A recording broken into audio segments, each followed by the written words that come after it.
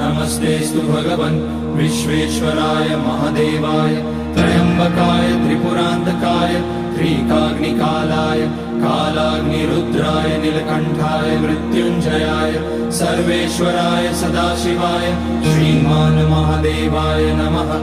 ॐ नमः शम्भवाय च मयोभवाय च नमः शङ्कराय च मयस्कराय च नमः शिवाय च शिवतराय च। ॐ त्र्यम्बकं यजामहे सुगन्धिं पुष्टिवर्धनम् उर्वारुकमिव बन्धनान् मृत्योर्मुक्ष्यमामृतात्।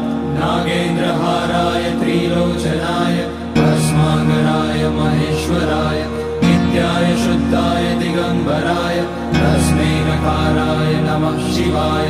मन्दाकिनी सलिलचन्दन चर्चिताय नन्दीश्वर प्रणतनाथ